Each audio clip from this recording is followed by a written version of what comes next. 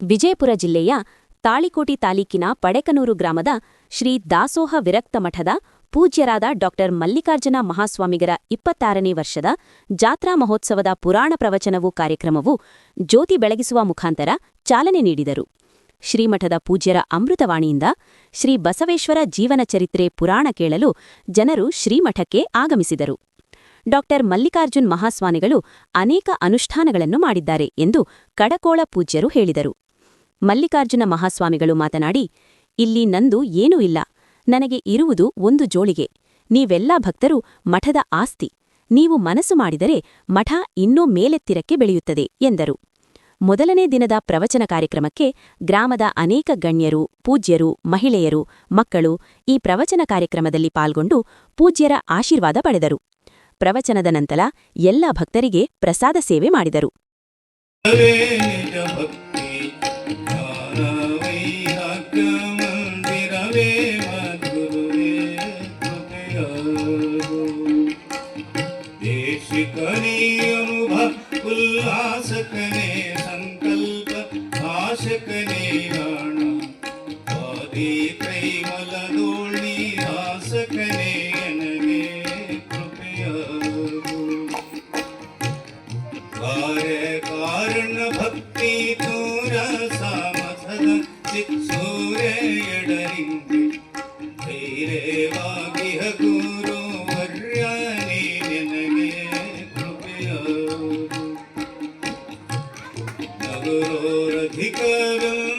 ಜಗದಲ್ಲೇ ಸಾರುತಿಯ ನಿಗಮ ಶ್ರುತಿ ಕೇಳಿ ಗುರುವೇ ನಿಮ್ಮ ಪದಯುಗವ ಪಂಡಿಸುವೆ ಕೃಪೆಯ ಪರನಿಂದಲಧಿಕ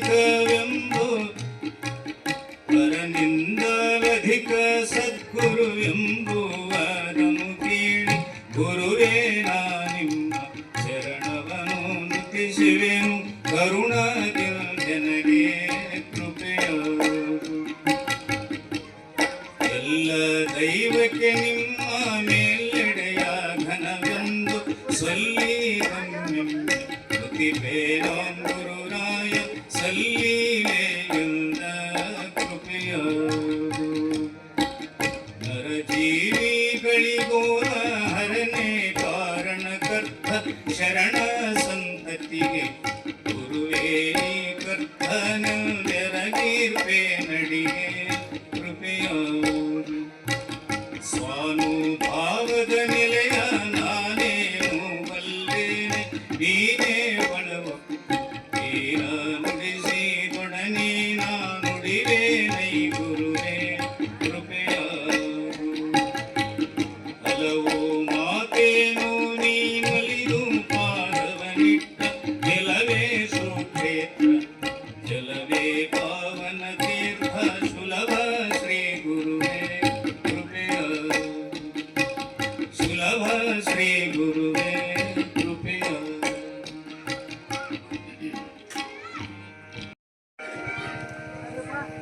ಅಖಿಲ ಭಾರತ ವೀರಶೈವ ಮಹಾಸಭೆಯ ಸಂಸ್ಥಾಪಕರು ಆಗಿರತಕ್ಕಂತಹ ಶಿವಯೋಗ ಮಂದಿರ ಸ್ಥಾಪಕರು ಆಗಿರತಕ್ಕಂತಹ ಹಾನಗಲ್ಲ ಗುರುಕುಮಾರ ಶಿವಯೋಗಿಯನ್ನ ಸ್ಮರಣೆ ಮಾಡಿಕೊಂಡು ಜಗತ್ತಿನ ತಾಯಿ ಎನಿಸಿಕೊಂಡಿರತಕ್ಕಂತಹ ಲೋಕಮಾತೆ ಎನಿಸಿಕೊಂಡಿರತಕ್ಕಂತಹ ಪರಮೇಶ್ವರನಿಗೆ ಪ್ರೀತಿಯ ಮಾತೃ ಪತಿ ಸತಿಯಾಗಿರತಕ್ಕಂತಹ ಜಗನ್ಮಾತಾ ದೇವಿಯನ್ನ ಸ್ಮರಣೆ ಮಾಡಿ ಹೇಮರೆಡ್ಡಿ ಮಲ್ಲಮ್ಮನನ್ನ ಸ್ಮರಣೆ ಮಾಡಿಕೊಳ್ಳುತ್ತಾ ಈ ವರ್ಷದ 26ನೇ ವರ್ಷದ ಈ ಜಾತ್ರೆ ನಿಮಿತ್ತಾರ್ಥವಾಗಿ ಬಸವಣ್ಣನವರ ಜೀವನ ಸಾಧನೆಯನ್ನ ಜೀವನ ತತ್ವವನ್ನು ಕುರಿತು ಪ್ರವಚನದ ಈ ಕಾರ್ಯಕ್ರಮದ ವೇದಿಕೆ ಮೇಲೆ ಆಸೀನರಾಗಿರತಕ್ಕಂಥ ಹಿರಿಯರಾಗಿರ್ತಕ್ಕಂಥ ಆತ್ಮೀಯರಾಗಿರ್ತಕ್ಕಂತಹ ಅನುಭಾವಿಗಳಾಗಿರ್ತಕ್ಕಂಥ ನಮ್ಮವರೇ ಆದಂತಹ ಕಡ್ಕೋಳದ ರಾಜಗುರು ಮಾಲಿಂಗ ಮಹಾಸ್ವಾಮಿಗಳು ಹಿರೇಮಠವರಲ್ಲಿ ಶರಣಗಳನ್ನು ಹೇಳಿ ನಮ್ಮೂರಿನ ವೇದಮೂರ್ತಿ ಪೂಜಾ ಅಶೋಕ್ ಮುತ್ಯ ಅವರೇ, ವೇದಮೂರ್ತಿ ಪೂಜ್ಯ ಶ್ರೀ ಕಾಂತೇಶ್ ಮುತ್ಯ ಅವರೇ, ಉಭಯ ಸಂಗೀತ ಕಲಾ ಬಳಗದವರೇ, ಯೂಟ್ಯೂಬ್ ಚಾನೆಲ್ ಮಾಡತಕ್ಕಂಥ ನಮ್ಮ ಕೊಣ್ಣೂರಿನ ಸದ್ಭಕ್ತರೇ, ಪಡೇಕ್ನೂರಿನ ಭಕ್ತರೇ, ಈ ಊರಿನ ಯಾವತ್ತು ಹಿರಿಯರೇ, ತಾಯಂದಿರೇ, ಹಿರಿಯರಾಗಿರ್ತಕ್ಕಂಥ ಇಂದಿನ ದಾಸೋಹ ಸೇವೆ ಮಾಡಿರ್ತಕ್ಕಂತಹ ಶಾಂತಗೌಡ ಬಣಿಕಾಳ್ ಅವರೇ, ಪಂಪನಗೌಡ್ರೆ, ಮೈಕ್ ಸೇವೆ ಮಾಡತಕ್ಕಂಥ ಅಲ್ಲಾ ಬಕ್ಷಿಯವರೇ, ಪ್ರಸಾದ ವ್ಯವಸ್ಥೆಯನ್ನು ಮಾಡತಕ್ಕಂಥ ಹಿರಿಯರೇ, ತಾಯಂದಿರೇ, ನಿಮ್ಮೆಲ್ಲರಿಗೆ ಗುರುಕೃಪಾ ಆಶೀರ್ವಾದ ಆಗಲಿ ಅಂತ ಹಾರೈಸುತ್ತೆ.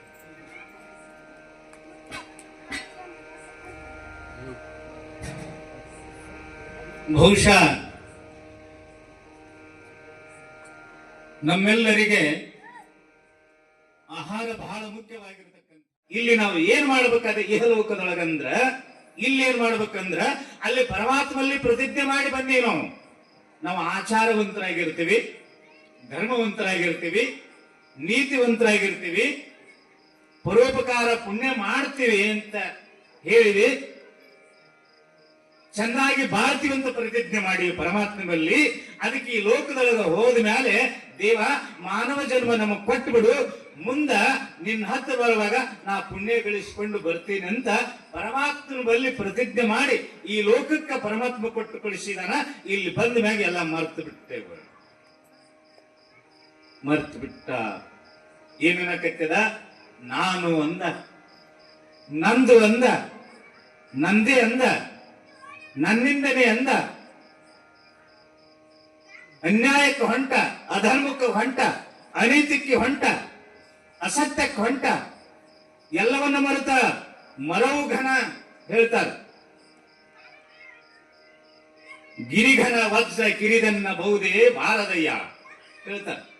ಗಿರಿಘನ ವಜ್ರ ಕಿರಿದನ್ನ ಬಹುದೇ ಭಾರದಯ್ಯ, ಕಮಂಧಗನ ಜ್ಯೋತಿ ಕಿರಿದನ್ನ ಬಹುದೇ ಭಾರದಯ್ಯ.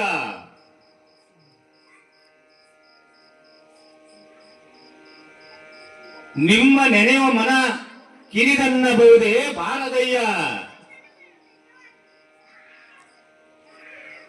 ದೀಪದ ಕಡ್ಡಿ ಇಷ್ಟೇ ಇರುತ್ತದೆ. ನೀವೆಲ್ಲ ದೀಪದ ಪಟ್ನಿ ಹಚ್ತೀರಿ, ಸ್ವಲ್ಪ ಮದ್ದು ಇರುತ್ತದೆ. ಸಣ್ಣದೊಂದು ಚಿಮಣ, ಒಂದು 30 ವರ್ಷದ ಆಚೆ ಕಡೆ ಯಾವ ಲಾಟಿ ಇರಲಿಲ್ಲ, ಅವಾಗ ಒಂದು ಚಿಮಣ, ಆ ಚಿಮಣ ಹಚ್ಚಿ ಮನೆಯೊಳಗಿಟ್ರೆ ಇಡೀ ಪಡಸಾಲೆ ತುಂಬ ಬೆಳಕು ಬೀಳುತ್ತದ. ಸಣ್ಣ ಕಡ್ಡಿ, ಸಣ್ಣ ದೀಪ, ಕತ್ತಲವನ್ನು ಹೊಡೆದೋಡಿಸುವಂತ ಸಾಮರ್ಥ್ಯ ಸಣ್ಣ ದೀಪದ ಕಡ್ಡಿ ಒಳಗದ. ಹೆಂಗ ನೆನೆಯುವ ಮನ ಕಿರಿದನ್ನ ಬಹುದೇ ಭಾರದಯ್ಯ. ಈ ಮನುಷ್ಯನೊಳಗ ಭಗವಂತನ ಆವಿರ್ಭಾವ ಆಯ್ತಂದ್ರ ಅಜ್ಞಾನದ ಕತ್ತಲ ಹರಿದು ಹೋಗ್ತದೆ, ಮನುಷ್ಯ ಬೆಳಕು ಬೀಳುತ್ತದೆ, ಜ್ಞಾನದ ಬೆಳಕು. ಹೆಂಗ ಹೊರಗಿನ ಕತ್ತಲ ದೀಪದಿಂದ ಹರಿತದ ಮನೆಯಂದು, ಹಂಗ ಅಜ್ಞಾನದ ಕತ್ತಲ ಜ್ಞಾನದಿಂದ ಹರಿತ, ಜ್ಞಾನದಿಂದ ಕತ್ತಲ ಹರಿದು ಹೋಗ್ತದ. ಅದಕ್ಕೆ ಜ್ಞಾನವನ್ನ ಪ್ರಾಪ್ತಿ ಆಗಬೇಕು ಮನುಷ್ಯನಿಗೆ. ಜ್ಞಾನ ಅಂತ ಕರೆದ ಜ್ಞಾನ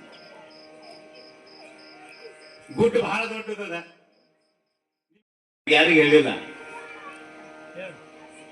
ಏನ್ ಕನಸಿತ್ತಂದ್ರ ಇದು ಯಾವಾಗ 2007 ಫೌಂಡೇಶನ್ ತರ ಹಡ್ಡಿಸ್ತೇವಲ್ಲ, ಬಹಳ ದೊಡ್ಡದು. ಎಲ್ಲ ಹಿರಿಯರನ್ನ ನಮ್ಮ ಊರೊಳಗೆ ಇಟ್ಟು ದೊಡ್ಡದು ಯಾಕೆ ತರ ಹಟ್ಟಿಸಿರಿ, ಸುಮ್ಮಂದಿ 2 ತರ ಹಟ್ಟಿಸ್ಬಾರ್ದ ಅಂತ ನಮ್ಮ ಕರಬಸಪ್ಪನವ್ರು ಇದ್ರು. ಅವ್ರು ಎಲ್ಲ ಹಿರಿಯರು, ಶಾಂತಗೊಂಡಿದ್ರು, ಅನೇಕ ಸಾಯಿಗೊಂಡಿದ್ರು, ಶಿವಣ್ಣಿದ್ರು, ಬಹಳ ಮಂದಿ ಹಿರಿಯರು, ಕಾಂತೇಶ ಇವರೆಲ್ಲ, ಅಶೋಕ್ ಮುತ್ಯ. ಇಟ್ಟು ದೊಡ್ಡದು ಯಾಕೆ ಹಡ್ಡಿಸ್ತೀರಿ ತರ ಅಂದಾಗ, ಇಟ್ಟು ದ್ವಾರದ ಹಡ್ಡಿಸಂತ ಆ ಶಿವನ ಹೇಳ, ದೇವಿ ಹೇಳ, ಅದಕ್ಕೆ ನಾ ಆಟ ಕತ್ತೀನಿ ಅಂತ ತಿಳಿಸಿನ. ಇಟ್ಟು ಹಾಡ್ದು ಹಿಂಗ 75, 73 ಇಟ್ಟು ಯಾವಾಗ ಏರಿಕೆ ಆಗ್ತದ್ರಿ, ಇದನ್ನ ಮಾಡೋರು ಯಾರು, ಕೊಡೋರು ಯಾರು ಅಂದ್ರು. ಅದೇನು ಗೊತ್ತಿಲ್ಲ. ಅದು ಇಟ್ಟು ದೊಡ್ಡ ಹಡ್ಡ ಸಾವನ್ ಎಂತ ಬೆಳತನ ತರ ಹಡ್ಡು ಹೋದದ್ದು. ಯಾವಾಗಿದು ಹೇರಿಕೆಯಾಗಿ ತಲಬಾಕ್ಲಿಕ್ಕೆ ಹೊಂದಿರುತ್ತದ ಅವತ್ತಿನಿಂದ ನಾನೇ ಪ್ರವಚನ ಹೇಳ್ಬೇಕಂತ ಸಂಕಲ್ಪ ಮಾಡಿದ್ನೆ ಆ ದೇವನಲ್ಲಿ. ಐತಿಲ್ಲ, ಇವತ್ ನಾ ಹೇಳಿ ನೋಡಿ ಮನಸ್ಸಿನಲ್ಲಿ, ತಲಬಾಕ್ಲಿ ಯಾವಾಗ ಕುಂತು ಅವತ್ತಿನಿಂದಲೇ ಅವತ್ತು ವರ್ಷ ನಾನಾ ಪ್ರವಚನ ಹೇಳ್ಬೇಕಂತ ಈ ಸಂಕಲ್ಪ ಆ ಮಾತೆ ಪಾರ್ವತಿ ಜಗನ್ಮಾತ ನೆರವೇರಿಸಿ ಕೊಟ್ಟಿದ್ದಾಳ. ಆಕಿನೇ ಜೋಳಿಗೆ ನನ್ನ ಕೈ ಕೊಟ್ಟಿದ್ದ, ಅದು ಇವತ್ತ ನೆರವೇರಿದೆ. ಹಂಗ ಎಲ್ಲರೂ ಈ ಲೋಕದಾಗ ಹುಟ್ಟಿದಾರ. ಅದಕ್ಕೆ ಹೇಳ್ತಾರ, ಹುಟ್ಟೇನ ಹುಟ್ಟದಿದು ಬಾರಿಗೆ, ಹುಟ್ಟಿ ಕೆಟ್ಟು ಹೋಗುವ ಬಾರಿಗೆ. ಬಾರಿಗೆ ಮನೆಯೊಳಗೆ ಇರ್ತದಲ್ಲ, ಕಸ ಸ್ವಚ್ಛ ಮಾಡ್ತದ. ಕಸ ಬಾರಿಗೆ ಇರದೇ ಇದ್ರ ಮನೆ ಸ್ವಚ್ಛ ಆಗೋದಿಲ್ಲ. ಬಾರಿಗೆ ಬೇಕದಕ್ಕೆ. ಬಾರಿಗೆ ಸುಮಾರ ಅಂತಾನೆ ಬಾರದು. ಬಾರಿಗೆ ಸುಮಾರ ಅಲ್ಲ, ಮನೆ ಸ್ವಚ್ಛ ಮಾಡುತ್ತದೆ ಬಾರಿಗೆ. ಅದಕ್ಕಿಲ್ಲಿ ಅನುಭಾವಿಗಳು ಹೇಳ್ತಾರ, ಮಡಿವಾಳಪ್ಪನವರು, ಹುಟ್ಟೇನ ಹುಟ್ಟದಿದು ಬಾರಿಗೆ, ಹುಟ್ಟಿ ಕೆಟ್ಟು ಹೋಗುವ ಬಾರಿಗೆ. ಏನು ಪಂಚಭೂತಾತ್ಮಕವಾಗಿರ್ತಕ್ಕಂಥ ಪರಮಾತ್ಮ ಶರೀರವನ್ನು ಕೊಟ್ಟಿದ್ದಾನಲ್ಲ, ಬಾರಿಗೆಗಿದ್ದಟ್ಟು ಬೆಲೆ ಈ ಶರೀರಕ್ಕಿಲ್ಲ. ಅದಕ್ಕೆ ಇದಕ್ಕೆ ಬಾರಿಗೆ ಅಂತ ಕರೆದಾನ. ಕಡ್ಕೊಂಡು ಮಡಿವಾಳ ಬಾರಿಗೆಗೆ ಬೆಲೆ ಅದ, ಇದಕ್ಕೆ ಬೆಲೆಗಿಲ್ಲ.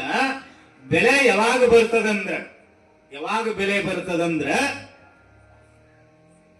ಯಾರು ನೀವಂತ ತಿಳಿತೀರಿ, ಆರು ನೀನೆಂದು ವಿಚಾರಿಸು ಅಂತ ಹೇಳ್ತಾರೆ ಜ್ಞಾನಿ.